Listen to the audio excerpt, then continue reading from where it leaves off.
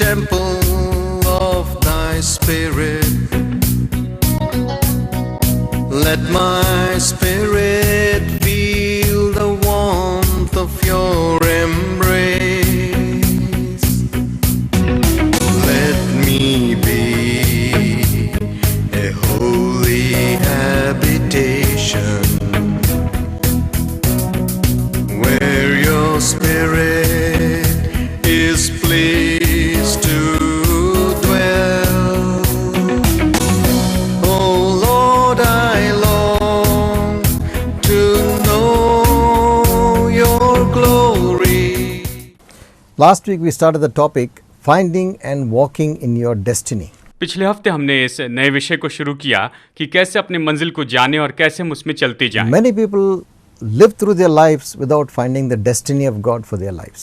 बहुत से लोग अपना पूरा जीवन जी लेते हैं लेकिन उन्हें पता नहीं होता है कि परमेश्वर की उनके जीवन के लिए क्या इच्छा है। Their lives are like a boat on the sea. उनकी जिंदगी समुंदर में एक नाव के जैसे ही होती है। The wind will blow it on one direction, and the waves will blow it in another direction, just wandering here and there. और हवा एक तरफ चलती है, लहरें दूसरी तरफ उठती हैं और इस तरह से उनका जीवन बस यहाँ वहाँ ऐसे ही थपेड़े खाते रहता है। So they live their life without any direction. और वो अपना जीवन बिना किसी मार्गदर्शन के जीते चले जाते हैं। Why am I on this earth? मैं इस पृथ्वी पर क्यों हूँ? What is the purpose of my life? मेरे जीवन का उद्देश्य क्या है? Why did God create me? परमेश्वर ने मुझे क्यों बनाया है? And we saw last week from Psalm 139 भजन संहिता 139 से हमने पिछले हफ्ते देखा है that God knew us even before we were formed in the mother's womb. हमारी माँ के गर्भ में हमारे रचाए जाने के पहले ही परमेश्वर हमें जानते थे And before we were born, और हमारे जन्म के पहले से प्रभु जानते हैं। all the days of our life that God planned for us were written down in our book. हमारे जीवन के सारे दिन जिसके लिए परमेश्वर ने योजना बना के रखी है वो सब वहाँ किताब में लिखा हुआ है। So God has good things for your life. यानी परमेश्वर ने आपके जीवन के लिए अच्छी चीजें रखी हैं। And we saw that every good thing, every perfect thing is from God in heaven. और हमने ये भी देखा है कि हर एक अच्छी चीज और हर एक सिद्ध चीज जो है वो तो निश्चय ही स्वर्ग से यानी हमारे स्वर्गीय पिता परमेश्वर की ओर से आती है। God said in Jeremiah 29, यिर्मयाह अध्याय 29 में परमेश्वर ने ये कहा है, I know the plans that I have for you. मैंने तुम्हारे लिए जो योजनाएं रखी हैं उससे मैं जानता हूँ। Plans for good and to prosper you. और ये तो भलाई की योजना है और तुम्हारी संपन्नता की योजनाएं हैं, Not to harm you. ये तुम्हारी हानि की नहीं है I will give you an expected end. और अंत में तुम्हारी आशा मैं पूरी करूंगा। So what is the expected end if we walk in the destiny God has planned for us? परमेश्वर ने हमारे लिए जो मंजिल रखी अगर हम उसमें चलते हैं तो हमारा अपेक्षित अंत क्या होगा? The expected end is we will be in heaven with God forever and ever. अपेक्षित अंत ये होगा कि हम स्वर्ग में हमेशा हमेशा के लिए रहेंगे। It's a wonderful place. ये एक अद्भुत जगह है। That is the hope we have when we walk in our destiny, what God has prepared for us. That is the hope we have.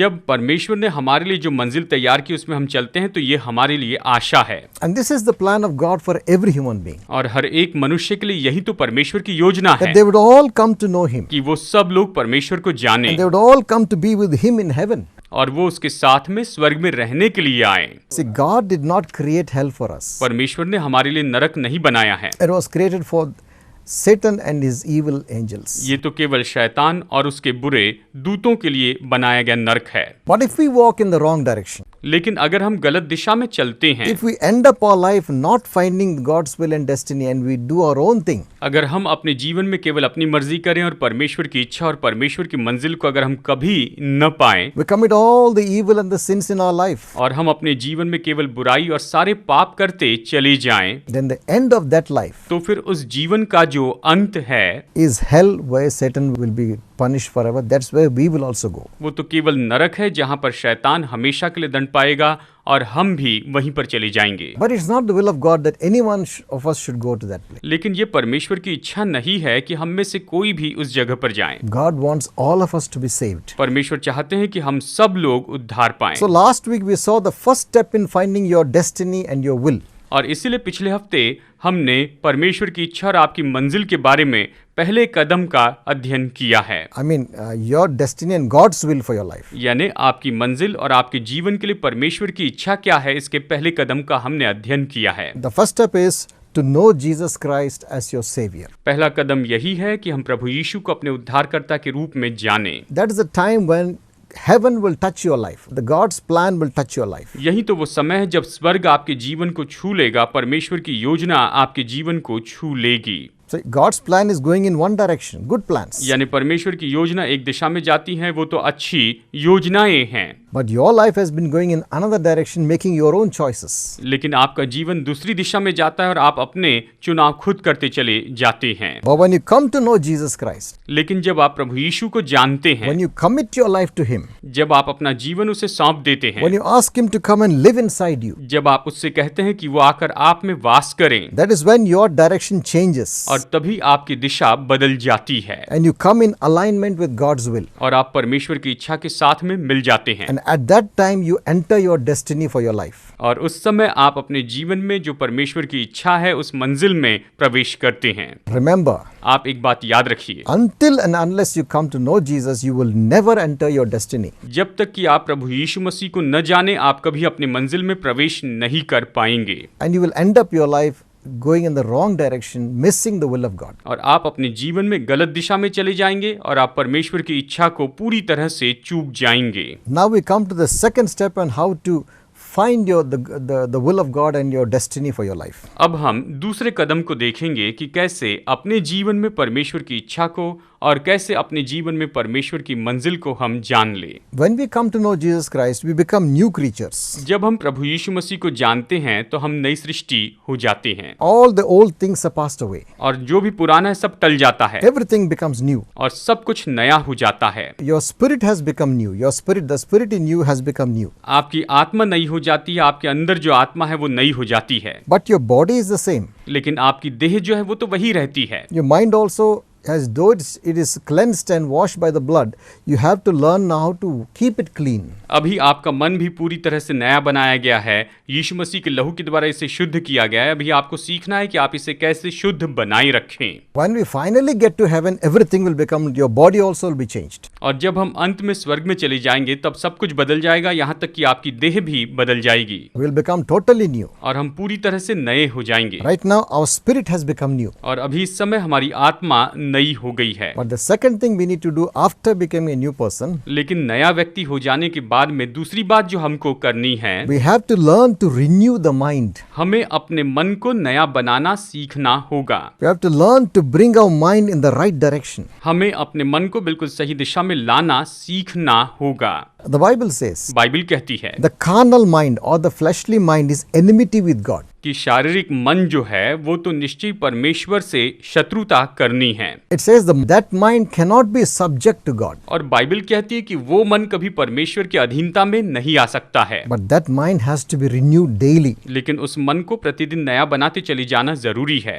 And then only it can align itself to the will of God. और केवल तब ही ये परमेश्वर के वचन के साथ में मेल खा सकता है। In the book of Romans chapter 12, Romeo की पत्री अध्याय 12 में हम देखते हैं verse 1 and 2. वचन 1 और 2 ये कहता है, It says, "Therefore I urge you, brethren, by the mercies of God, present your bodies a living and holy sacrifice, acceptable to God, which is your spiritual act of worship." इसलिए हे भाइयों, मैं तुमसे परमेश्वर की दया स्मरण दिलाकर विनती करता हूँ कि अपने शरीरों को जीवित और पवित्र और परमेश्वर को भावता हुआ बलिदान चढ़ाओ, यही तुम्हारी आत्मिक सेवा है। And verse 2 says, "And do not be conformed to this world, but be transformed by the renewing of your mind, so that you may prove what is good and acceptable and perfect will of God." और वचन 2 कहता है, इस संसार के सदृश न बनो, परंतु तुम्हारे मन के नए हो जाने से तुम्हारा चाल चलन भी बदलता जाए, जिससे तुम परमेश्वर की भली और भावती और सिद्ध इच्छा अनुभव से मालूम करते So रहो। if you want to walk in the will of God and the destiny of God for your life, अगर आप अपने जीवन में परमेश्वर की इच्छा और परमेश्वर की मंजिल में होकर चलना चाहते हैं, अगर आप ये चाहते हैं, then your mind has to be renewed every day. तो फिर आपके मन को प्रतिदिन नया होना बहुत ही जरूरी होता है। In this world we find so many things to pollute the mind. इस संसार में हम ऐसी बहुत सी बातों को देखते हैं जो हमारे मन को दूषित कर देता है। Most of the content on the internet is evil. Internet पर ज़्यादा से ज़्यादा जो चीज़ें हैं वो तो केवल बुराई की है, बुरे हैं। maybe up to 80%. या हम ये कह सकते हैं कि लगभग 80%। And you can get everything on the mobile. और आप सब कुछ इन दिनों में मोबाइल पर पा सकते हैं। On the computer, internet, you get everything. Computer पर, इंटरनेट पर आप सब कुछ देख सकते हैं। All these things, when we watch and we look at the evil things, it pollutes the mind. और इन सारी चीज़ों को जब हम देखते हैं, इन बुरी चीज़ों को हम देखते हैं, तो ये हमारे मन को भ्रष्ट करते चले जाता है। It darkens your mind. ये हमारे मन को अंधेरा करता है। So when we put all the useless things in our mind, how can we find the will of God? और जब हम अपने मन में इन सारी गलत बातों को, बेकार की चीज़ों को रखेंगे, तो अपने जीवन के लिए हम परमेश्वर की इच्छा को कैसे जान पाएंगे? We will be walking in darkness. हम अंधकार में चलते चले जाएंगे। We will not be able to prove what is the good will of God. हम परमेश्वर की जो भली इच्छा है उसे किसी तरीके से नहीं जान पाएंगे। So how do you renew your mind? तो फिर आप अपने मन को किस तरह से नया बनाते हैं? It's important we know this. ये जानना हमारे लिए बहुत महत्वपूर्ण है, Because in these days, everyone is, I can say, addicted to the mobile. क्योंकि इन दिनों में हम इस तरह से कहते हैं कि देखिए हर एक व्यक्ति जो है वो तो मोबाइल का आदी हो चुका है, उसकी लत में पड़ा हुआ है। Recently, I talked to somebody, हाल ही में मैंने किसी से बात की थी, a young boy, वो तो एक नौजवान लड़का था, maybe 17, 18, 19 years old. कहिए शायद 17-18 साल या 19 साल का नौजवान था। I said, what is the most distracting thing in your life? और मैंने उससे पूछा कि तुम्हारे जीवन में सबसे ज्यादा ध्यान भटकाने वाली चीज कौन सी है? Or in everybody's life, what is the most distracting thing? मैंने पूछा या तुम्हारे जीवन में, या कहो कि हर एक के जीवन में सबसे ज्यादा ध्यान भटकाने वाली चीज कौन सी है? He said, mobile. उसने कहा mobile. And that is true. और ये बात सच है। Majority of people are addicted to the mobile. ज्यादातर लोग जो हैं वो तो केवल मोबाइल के आदी हो चुके हैं, उसकी लत में गिर चुके हैं। And many of the young generation will see all the evil things on the mobile. और ज्यादातर जो जवान पीढ़ी है वो तो केवल मोबाइल के ऊपर बुरी चीजें देखती हैं। Not just the young people, केवल जवान लोग ही नहीं, middle-aged, even old people. यहाँ तक कि मध्यम उम्र के, यहाँ तक कि बुजुर्ग लोग भी, They get addicted to all the evil things. वो तो इन सारी बुरी चीजों के आदी हो जाते हैं, इनकी लत में पड़ जाते But हैं। we must learn how to renew the mind so that our mind will be clean. लेकिन हमें सीखना होगा कि हम अपने मन को कैसे नए बनाएं ताकि हमारा मन शुद्ध हो जाए। And when your mind is renewed, your mind is in tune with God. जब हमारा मन हम नया बनाते हैं तो हमारा मन परमेश्वर के साथ में मेल खाता है। In our olden times, my grandfather's days and our father's days, हमारे पुराने ज़माने में, मेरे पिताजी या फिर मेरे दादाजी के ज़माने में, there used to be an old box radios, wooden boxes. उस ज़माने में लकड़ी के बक्से के रेडियो हुआ करते थे। And there used to be a small green strip of light strip at the bottom. और वहाँ पर नीचे में ऐसे एक लाल स्ट्रिप हुआ करती थी। It's called a diode. उसे डायोड इस तरह कहते थे। So when you're tuning the station, यानी जब स्टेशन ट्यून किया करते थे, the two lights will be coming closer and closer. तो ये जो दो लाइट हैं एक दूसरे के करीब और करीब आते थे। And when those two green lights come into one line, और जब ये दोनों हरे लाइट्स एक लाइन में आ जाते थे, then you have got the station correctly. तो फिर वो जो स्टेशन है बिल्कुल सही तरीके से लग जाता था। Then the voice of the speech, the words will come clearly. और फिर रेडियो के जो शब्द हैं वो तो बिल्कुल सही तरीके से सुनाई देते थे, अच्छे सुनाई देते थे। When we renew our mind day by day, जब हम प्रतिदिन अपने मन को नया बनाते चले जाते हैं, we become in line with God's thoughts. तो हम परमेश्वर के विचार के साथ में मेल खाने लगते हैं। We become aligned to God's thinking. तो हम परमेश्वर की सोच के साथ में मिलने लग जाते हैं। When we're in alignment, we'll be able to hear the voice of God clearly. और जब हम परमेश्वर के साथ में जुड़े होते हैं तो हम निश्चय परमेश्वर की आवाज अच्छे से सुन पाएंगे। So how do you renew your mind? तो आप अपने मन को किस तरह से नया बना सकते हैं? You have to learn to study the Bible. आपको सीखना होगा कि आप बाइबल का अध्ययन किस तरह से कर सकते हैं। Spend time taking the Bible, reading and meditating on the Word of God. आप निरंतर मनन कीजिए, बाइबल को पढ़ते चले जाइए, उसके साथ समय बिताते जाइए। In 2 Corinthians chapter 3 and verse 18, दूसरा कुरिन्थियों अध्याय 3 वचन 18 अगर हम देखें तो ये कहता है, it says, "We all with unveiled face, beholding as in a mirror the glory of the Lord, are being transformed into the same image from glory to glory, just as by the Spirit of the Lord." ये कहता है, परंतु जब हम सबके उघाड़े चेहरे से प्रभु का प्रताप इस प्रकार प्रकट होता है जिस प्रकार दर्पण में, तो प्रभु के द्वारा जो आत्मा है हम उसी तेजस्वी रूप में अंश अंश करके बदलते जाते हैं, ये कहता है। That mirror is the word of God. और ये जो दर्पण है ये तो परमेश्वर का वचन है। You have to look into that mirror day by day. आपको प्रतिदिन इस दर्पण में देखते जाना होगा। Study the Bible. आप बाइबल का अध्ययन करते चले जाइए, Meditate on the word of God. परमेश्वर के वचन पर मनन करते जाइए। Don't just read it and forget it. बस इसे पढ़कर भूल मत जाइए। Start studying and meditating, thinking on it, and let the Lord speak to you. आप इसका अध्ययन कीजिए, इस पर मनन कीजिए, इसके बारे में सोचिए और निश्चय परमेश्वर आपसे बातें करते चले जाएं। Most people just read Psalms and Proverbs. बहुत से लोग तो केवल भजन संहिता और नीति वचन ही पढ़ते हैं। That is not enough. ये काफी नहीं है। That's not the way you should read the Bible. आपको इस तरह से बाइबल नहीं पढ़नी चाहिए। Take the whole Bible, Old Testament and the New Testament. आप पूरी बाइबल लीजिए, पुराना नियम और नया नियम आप लीजिए। Wherever you're reading, put a bookmark. Continue from there as you read, chapter by chapter, book by book. जहां पर भी आप रुकते हैं वहां पर आप बुकमार्क कर रखिए, अगली बार वहां से आगे पढ़िए, एक एक अध्याय का अध्ययन कीजिए। Think on what you read. आप जो कुछ पढ़ रहे हैं उसके बारे में सोचिए, Meditate. उस पर मनन कीजिए। When God tells you something, obey it. जब परमेश्वर आपसे कुछ कहते हैं तो आप उसकी आज्ञा मानते जाइए, And then you will find your mind is becoming clean. और आप पाएंगे कि आपका जो मन है वो बिल्कुल शुद्ध होते चले जा रहा है। Somebody said if you have a dirty basket, जैसे कि एक कहावत है, अगर एक गंदी टोकरी आप लेते हैं, अगर एक गंदी टोकरी को लेते हैं and you want to collect water from the river with the basket, और अगर आप उस टोकरी में नदी का पानी वहां पर जमा करना चाहते हैं, maybe the first time you remove the water, all the water falls out of the basket. जब पहली बार आप उसे पानी में से बाहर निकालते हैं तो सारा पानी जो है उस टोकरी में से बाहर निकल जाता है। But again you try to collect water, लेकिन फिर से अगर आप पानी जमा करने की कोशिश करते हैं the whole thing comes out again. तो फिर सारा पानी ऐसे फिर से निकल जाता है। But as you keep doing that, लेकिन जब आप ऐसा करते हैं that basket becomes clean. तो इस टोकरी में जैसे ही आप पानी भरते चले जाते हैं, पानी उसमें से निकलते जाता है, तो ये टोकरी साफ होती जाती है। You may be studying the Bible, you may not remember much. शायद आप बाइबल का अध्ययन करते समय इसमें से ज्यादा कुछ याद न कर But पाए, as you keep studying, लेकिन जैसे आप इसका अध्ययन करते चले जाते हैं your mind becomes clean. तो आपका जो मन है वो शुद्ध होते चले जाता है। You know, the word of God brings light into your life. परमेश्वर का जो वचन है वो आपके जीवन में ज्योति लेकर आता है। The Bible says in Psalms 119 and verse 130, भजन संहिता 119 वचन 130 में बाइबल इस तरह से कहती है, the entrance of your word brings light. तेरी बातों के यानी तेरे वचन के खुलने से प्रकाश होता And है। in verse 105 it says, और इसी में वचन 105 में कहता है, Thy word is a lamp unto my feet and a light unto my path. तेरा वचन मेरे पाँव के लिए दीपक और मेरे मार्ग के लिए उजियाला है। See, when you want to find the will of God in your destiny, जब आप अपने लिए परमेश्वर की इच्छा और परमेश्वर की मंजिल को जानना चाहते हैं you need a light to find the path. तो आपको उस मार्ग को पाने के लिए ज्योति की जरूरत है। It's like you're walking in a dark forest ये मानो इस तरह से जैसे कि आप बहुत ही गहरे अंधकार से भरे जंगल में चल रहे हैं in the night. रात के समय में, You can't see anything. और आप कुछ भी नहीं देख पाते You हैं। need to have a light in your hand to be able to see where the path is going. ये मार्ग कहाँ पर जा रहा है इसे जानने के लिए आपके हाथ में वहां पर टॉर्च या ज्योति होनी चाहिए। The word of God is compared to a light. परमेश्वर के वचन की तुलना यहाँ पर ज्योति के साथ में, दीपक के साथ में की गई है। It's compared to a lamp. ये तो एक दीपक के साथ में इसकी तुलना की गई है। And when you study and meditate on the word of God, जब आप परमेश्वर के वचन का अध्ययन करते, इस पर मनन करते हैं, it will throw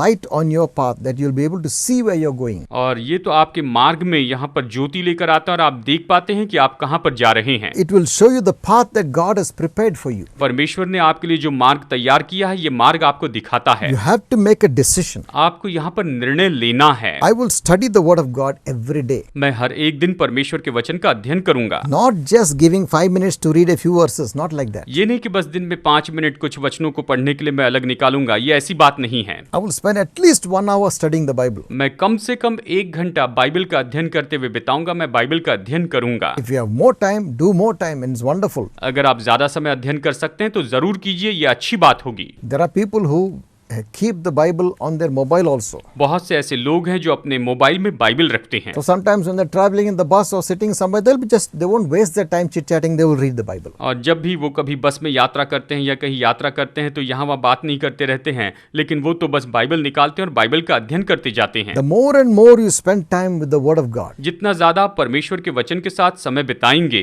you will be transformed. उतना ज्यादा आप बदलते जाएंगे। As we read in 2 Corinthians chapter 3 verse 18, जैसे हमने दूसरा कुरिन्थियों अध्याय 3 वचन 18 में पढ़ा है, As you look into the mirror, you are changed into the same image from glory to glory. जैसे आप उस दर्पण में देखते हैं, उस आईने में देखते हैं, तो आप महिमा से महिमा में बदलते चले जाते हैं। Become more and more like Christ in your life. आप अपने जीवन में मसीह के जैसे और ज्यादा बढ़ते चले जाते हैं। Your life, your attitudes will change. आपकी मनोदशा बदल जाएगी, Your nature will change. आपका स्वभाव बदल जाएगा, You'll become a loving person. और आप तो प्रेमी व्यक्ति हो जाएंगे। That anger and that the hatred will come out of your life. और वो जो क्रोध है, जो नफरत है, वो आपके जीवन से निकल जाएगी। You will become gentle and loving. आप तो बहुत ही दीन, नम्र और प्रेमी व्यक्ति हो जाएंगे। You will think like how Jesus would have thought in your situation. आपकी परिस्थिति में यीशु जैसे विचार करते, आप बिल्कुल उसी तरह से विचार You करते। will act like how Jesus would have acted in that situation. उस परिस्थिति में यीशु जैसे काम करते, बिल्कुल उसी तरह से आप भी काम करते जाएंगे। Because you'll be transformed into that image by the Spirit of God. क्योंकि आप परमेश्वर की आत्मा के द्वारा उस स्वरूप में बदलते हैं। But if you neglect the Bible, लेकिन अगर आप बाइबल को अनदेखा you करें don't spend time studying and meditating, और अगर आप अध्ययन करने में, मनन करने में समय न बिताएं, your mind will remain dark. तो आपका जो मन है वो तो केवल अंधकार में You रहेगा। will spend all your time in unnecessary things and polluting your mind. आप तो अपना सारा समय ऐसी बेकार की बातों में, बेकार की चीजों में बिता देते हैं और अपने मन को भ्रष्ट कर देंगे, And you will not be able to find the will of God. और आप परमेश्वर की इच्छा को नहीं जान पाएंगे, You will not be able to walk in your destiny. और आप अपनी मंजिल में नहीं चल पाएंगे, The good things that God has prepared for you, you will not be able to do it. और जो भली चीजें परमेश्वर ने आपके लिए तैयार की हैं, आप उसे नहीं कर पाएंगे। Nowadays, it's so difficult to take away time from the mobile and internet and spend time with the Bible. It's so difficult nowadays. इन दिनों में ये तो बहुत ही मुश्किल हो गया कि हम इंटरनेट और मोबाइल से समय निकालें और बाइबल का अध्ययन करने में हम समय बिताते चले जाएं। In my young days, मेरे जवानी के दिनों में we didn't have mobiles. हमारे पास मोबाइल नहीं था, We didn't have internet. हमारे पास इंटरनेट नहीं था, No computers. ना ही कोई कंप्यूटर होते थे, We were not distracted by all these things. और इन सारी बातों के द्वारा हमारा ध्यान कहीं नहीं भटकता था। So when I came to know Jesus Christ as my Lord, और जब मैंने प्रभु यीशु मसीह को अपने प्रभु के रूप में जाना, oh, I spent so many hours reading the Bible मैं कई घंटों तक बाइबल पढ़ते चले जाता था, because I like to read. क्योंकि मुझे पढ़ना बहुत पसंद था, So I read my Bible many times. और इसलिए मैंने अपनी बाइबल कई बार पढ़ी है। Nowadays, और अभी इन दिनों में your too many temptations are pulling you away from the Word of God. आज बहुत सी ऐसी परीक्षाएं हैं जो आपको परमेश्वर के वचन से दूर खींचते चली जाती है। Make a decision. आप निर्णय लीजिए, I'm going to get up early. मैं सुबह जल्दी उठूंगा, I will spend the first 1 or 2 hours with God alone. मैं पहला 1 घंटा केवल परमेश्वर के साथ में बिताऊंगा। Don't switch on your mobile. आप अपने मोबाइल को ऑन मत कीजिए, Keep it aside. आप उसे बाजू में रखिए। Don't read the Bible on your mobile. आप मोबाइल के ऊपर अपनी बाइबल मत पढ़िए। Take the Bible, the book. ये बाइबल जो किताब है, इसे उठाइए, While you're reading the Bible, और जब आप बाइबल पढ़ रहे हैं suddenly ting, one message will come. तो अचानक टिंग करके कोई मैसेज आएगा, And when the pop-up comes, और जब पॉपअप आते हैं you'll be tempted to see what the pop-up, तो आपको ऐसे लगेगा कि मैं देखूं क्या आ गया है, and it will divert you away from the Bible. और ये आपको बाइबल की ओर से दूर लेकर जाएगा। This is what happens. यही तो होता है। This is one way to distract you from the Bible. ये तो एक तरीका है जिसके द्वारा आपका ध्यान बाइबल से भटक सकता है। Try to get the written word of God. आप परमेश्वर का ये ऐसा लिखित वचन लीजिए, And when you start reading this, और जब आप इसे पढ़ना शुरू करते हैं, nothing will distract you. और कोई भी उस समय आपका ध्यान यहाँ वहाँ नहीं भटका सकेगा, No pop-up messages will come in this. और इस तरह से कोई भी पॉपअप मैसेज नहीं आएंगे, You won't be distracted. और आपका ध्यान यहाँ वहाँ नहीं भटकेगा। If you get up in the morning and the first thing you do is switch on your mobile and internet and see what you have got, then you're addicted person. You're addicted to the mobile. अगर आप सुबह उठकर सबसे पहले ये देखते हैं कि आपके मोबाइल में कौन से मैसेज आए हैं, आप मोबाइल को हाथ लगाते हैं, तो आपको मोबाइल की लत हो चुकी है। Majority of people are like that. बहुत से लोग केवल इसी तरह के हैं, Before even they get out of bed, और यहाँ तक कि बिस्तर से बाहर आने के पहले they switch on the mobile, वो अपना मोबाइल ऑन करते हैं, put on the internet, internet on कर देते हैं, check all your messages, और सारे मैसेज चेक करते हैं, check all your Facebook chatting, और फेसबुक की जो चैटिंग है उसे देखते हैं, and spend all your time in those things. और सारा समय इन्हीं बातों में बिताते हैं। It shows that you are addicted to the mobiles. ये बताता है कि आप मोबाइल के आदी हो चुके हैं। Satan is there behind you to draw you away from God. शैतान आपके पीछे होता है कि आपको परमेश्वर से दूर लेकर जाएं। He knows that if you study the Bible, your mind will be renewed. वो जानता है कि अगर आप बाइबल का अध्ययन करेंगे तो आपका मन नया होते चले जाएगा। He will bring so many things to distract distract you. और वो बहुत सी चीजों को लेकर आता है कि आपके ध्यान को भटकाते चले जाएं। One of the biggest things is your mobile. और इसमें सबसे बड़ी जो चीज है वो तो आपका मोबाइल है। Make a decision. आप एक निर्णय लीजिए I'll get up in the कि morning, मैं सुबह जल्दी उठूंगा, set my alarm very early, मैं सुबह का अलार्म लगाऊंगा and I will spend time with God alone without any distraction with the mobile. और मैं परमेश्वर के साथ में अकेले में समय बिताऊंगा, अपने मोबाइल के द्वारा अपने ध्यान को यहाँ वहाँ भटकने नहीं दूंगा। Would you want to make a decision to follow this Jesus Christ? क्या आप ये निर्णय लेना चाहते हैं कि इस यीशु के पीछे Do चलें? you want to come into alignment with God? क्या आप परमेश्वर के साथ में मेल मिलाप करना चाहते हैं? Do you want to find your will and walk in your destiny? God's will and walk in your destiny? क्या आप परमेश्वर की इच्छा को जानना चाहते हैं और आप परमेश्वर की तय की हुई मंजिल में चलना चाहते हैं? Take that first step. तो आप सबसे पहले ये कदम उठाइए। Pray with me now. आप मेरे साथ में प्रार्थना With कीजिए all your heart, अपने पूरे दिल से। God will listen to you परमेश्वर आपकी सुनेंगे and you will enter your destiny. और आप अपनी मंजिल में प्रवेश करेंगे। Pray with me. अभी मेरे साथ प्रार्थना कीजिए। Lord Jesus, Prabhu Yeshu Masih, I confess that I'm a sinner. मैं अंगीकार करता हूँ कि मैं पापी हूँ। I have done many things against you. मैंने आपके विरुद्ध में बहुत से गलत काम किए हैं। I have done many wrong things. मैंने बहुत से गलत काम किए हैं प्रभु। I believe that you died on the cross for my sins. मैं विश्वास करता हूँ कि आप क्रूस पर मेरे पापों के लिए मरे। I believe that because you loved me, you gave your life for me. और मैं विश्वास करता हूँ कि आप मुझसे प्रेम करते हैं, इसीलिए आपने अपनी जान मेरे लिए दे दी है। And I believe that you died and rose again on the third day. और मैं विश्वास करता हूँ कि आप मरे और तीसरे दिन जी उठे। Come into my heart, Lord Jesus. प्रभु यीशु मसीह मेरे हृदय में आइए। Forgive all my sins. मेरे सारे पापों को क्षमा कीजिए। Save my soul. मेरी आत्मा का उद्धार कीजिए। In Jesus' name I pray. यीशु के नाम में प्रार्थना करता हूँ। Amen. Amen. Lord, I pray for those who are sick. प्रभु मैं सभी बीमारों के लिए प्रार्थना करता हूँ। I rebuke that sickness in Jesus' name. यीशु के नाम में मैं इस बीमारी को डांटता हूँ। Every dangerous disease, incurable disease, go in Jesus' mighty name. हर एक भयानक बीमारी, हर एक ऐसी बीमारी जिसका कोई उपचार नहीं है, यीशु के नाम में दूर हो जाएं। Be healed in Jesus' name. यीशु के नाम में ये चंगे हो जाएं। In Jesus' name I pray. यीशु के नाम में प्रार्थना करता हूँ। Amen. Amen. Get a Bible. आप एक बाइबल लीजिए, Start studying the Word of God. परमेश्वर के वचन का अध्ययन करना शुरू You will come कीजिए to know the God who created you. और आप उस परमेश्वर को जानेंगे जिसने आपको बनाया है। You will walk into your destiny आप अपनी मंजिल में चलेंगे and you will find the will of God for your life. और अपने जीवन के लिए परमेश्वर की इच्छा को पाएंगे। And you will go to be with God in heaven forever when you leave this world. और जब आप इस पृथ्वी को छोड़कर जाएंगे तो हमेशा हमेशा के लिए आप स्वर्ग में परमेश्वर के साथ में रहेंगे। God bless you. परमेश्वर आपको आशीष And I'll see you next week. अगले हफ्ते मुलाकात होगी।